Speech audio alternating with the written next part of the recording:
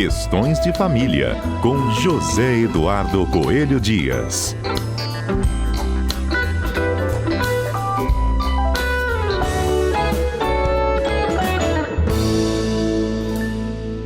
Infidelidade conjugal pode gerar algum tipo de indenização para uma das partes aí do casal? Vou contar para vocês aqui um pouco dessa história para análise do Zedu já já.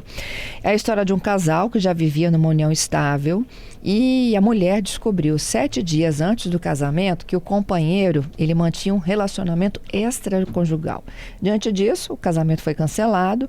Isso gerou, sem dúvida alguma, prejuízos enormes financeiros, porque eles estavam a 7 dias do casamento. Tudo contratado, tudo pago, imagina essa despesa. E ela foi para a justiça. Essa história continua com Zedu. Bom dia, Zedu. Bom dia, Fernanda. Bom dia aos nossos queridos ouvintes da Rádio CBN. Situação bem complicada, né, Fernanda? Meu Deus! Imagina, 7 dias. E que envolve várias nuances, né? É tanta coisa que a gente tem, são tantas formas de olhar para essa questão, que a gente fica assim, meu Deus, mas é isso tudo mesmo? É isso tudo mesmo. Bom, vamos começar do começo, né? O casal já vivia em união estável. Bom, antes de mais nada, essa decisão não foi uma decisão do STJ, né? Não é uma decisão vinculante. Essa decisão que a gente está vendo aí, que repercutiu bastante nas redes sociais, é uma decisão de um Tribunal de Justiça estadual. Portanto, não tem força vinculante, não obriga os outros tribunais a decidirem da mesma maneira. Até porque cada relação é uma relação e a gente tem que observar o contexto em que prolatada uma determinada decisão. Bom, primeira coisa, a união estável se equipara em muitas coisas com o casamento. E aí a gente tem o seguinte, bom, para que haja uma indenização é preciso que alguém tenha cometido algum ato ilícito. E aí, olha só quantas camadas, hein, Fernanda? E aí o que acontece? Nós tínhamos no nosso Código Civil, para o casamento, o dever de fidelidade, dever recíproco de fidelidade. Acontece que a ruptura desses deveres de fidelidade poderiam dar causa ao divórcio, ou, mais especificamente, à separação judicial. O que acontece? Em 2010 entrou em vigor uma emenda constitucional dizendo que o casamento, para ser desfeito, não precisa de mais ter uma causa específica. Basta a vontade das partes de dissolverem aquele casamento. E por que eu estou dizendo isso? Será que esse dispositivo que previa fidelidade, ele ainda está em vigor como um dever do casamento? E caso esse dever seja descumprido, qual é a consequência prática dele? Isso é uma coisa que a gente precisa pensar. Outra coisa, um dano moral diz respeito à repercussão de um dano na esfera pública da pessoa. E aí, outra camada que a gente tem que colocar. Essa infidelidade teve uma repercussão pública ou a pessoa se sentiu violada na sua moral pelo simples fato de ter sido vítima de uma infidelidade? Por quê? Não dá para dizer que isso é certo, tá, Fernanda? Ninguém aqui está defendendo a prática da infidelidade, muito pelo contrário. Mas até que ponto uma infidelidade que não teve repercussão social pode ser utilizada para pagamento de uma indenização? É disso que a gente está falando. Tá. Então, se isso aconteceu, é o chamado dissabor, é um evento da vida. Alguns tribunais podem entender que sim, outros tribunais podem entender que não. No caso específico, o Tribunal de Justiça entendeu que não, que o simples fato, como se fosse simples, né, Fernanda? O simples fato de ter acontecido uma infidelidade não teria gerado qualquer repercussão na esfera moral da pessoa. Por quê? Porque isso, em tese, não teria uma repercussão social, seria um fato da vida e tal. Na minha visão, não é bem assim. Uma infidelidade causa dor, sim, causa sofrimento, sim, é uma quebra de expectativa do casal.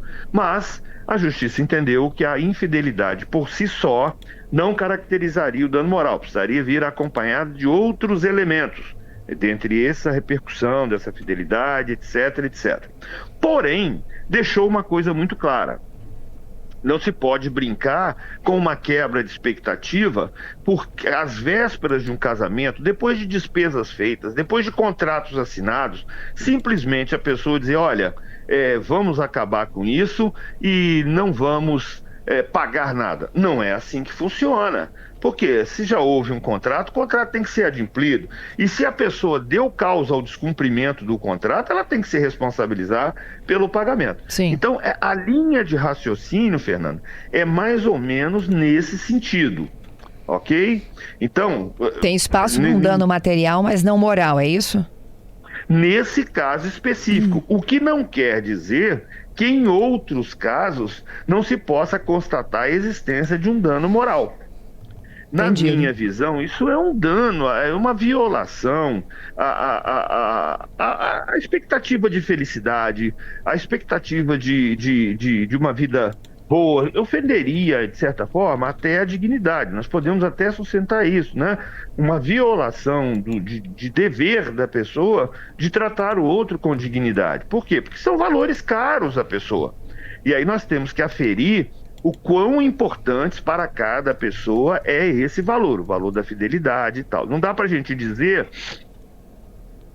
que na sociedade que a gente vive hoje, que isso seja um valor universal. Até porque nós estamos vendo aí notícias todos os dias de relações abertas, de trisal. Então, será que isso é um dano que afeta indistintamente a todas as pessoas, a sociedade como um todo? Isso também tem que ser ponderado. Né? Certo. Na minha visão, para mim, seria um dano lastimável, né? Mas nós teríamos que analisar isso no caso a caso, de forma assim, específica para cada um desses eventos. Mas o dano material, para mim, é incontestável. Se você criou no outro uma expectativa, fez um planejamento comum e frustrou aquela expectativa sem um motivo justificável, né? Assim, você deu causa ao dano e, evidentemente, tem que se responsabilizar por ele. Agora, Fernanda... Assumir o risco, né, Zedu? É igual no trânsito, né?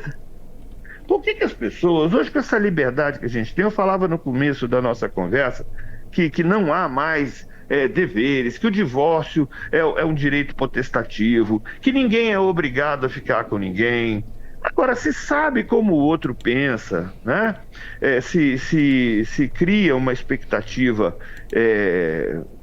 de um casamento que está por vir, faz planos para um casamento, investe, vai ver florista, vai ver orquestra ou conjunto para tocar, ou DJ, sei lá o que as pessoas querem, né? Contrata o salgadinho, o bolo, sabendo que não quer a relação. Para que coloca no outro essa expectativa que já sabe que vai ser frustrada? E eu não estou falando aqui, Fernanda, de infidelidade. Não estou falando de fidelidade, eu estou falando da criação de uma expectativa no outro, de um evento que a própria pessoa sabe que não vai acontecer. Até porque eles estavam numa união estável, né, Zedu? Eles estavam dando um salto na relação deles e indo para o matrimônio. Pois é, de uma coisa que, pelo que eu entendi, tá, Fernanda, que já não era mais o desejo da pessoa. Né? E volto a falar, não estou falando aqui da questão da infidelidade ou não, porque isso acaba ficando em segundo plano, no sentido de que a pessoa já sabia que não iria segurar, que não queria mais aquele casamento. Né? Então, se a pessoa não quer um casamento, para que se casa? Para que planeja? Para que induz o outro a erro? Né? Para organizar festa, para organizar convites, se não quer?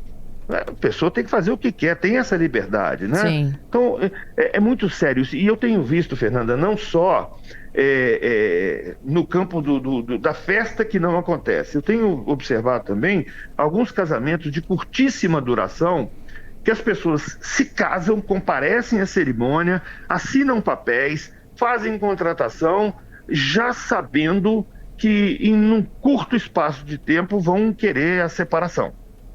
Não é por questões que aconteceram ou por conclusões que foram chegadas depois do casamento. Questões que já existiam antes do casamento e que a pessoa passou por cima, fez de conta, fez até um fingimento, né?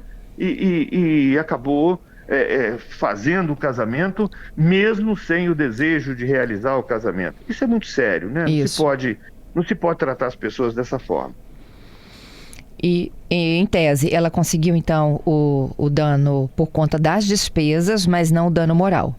O dano material. Exatamente. É isso. Exatamente. E essa é uma decisão que é um recorte de uma decisão que aconteceu no Brasil. Isso não podemos dizer que isso não é sempre dessa forma. Não, eu já tenho visto também decisões que garantem o dano moral. Perfeito. Dependendo sempre da repercussão do fato considerado danoso. Uhum. E não é necessariamente relacionado à infidelidade. Pode ser qualquer outra situação que leve a uma frustração, aí, a uma dor, que cause uma grave violação no direito que a pessoa tem de ser feliz, né? Sem dúvida. Ô Zedu, obrigada, viu? Boa semana para você. Para todos nós, Fernanda.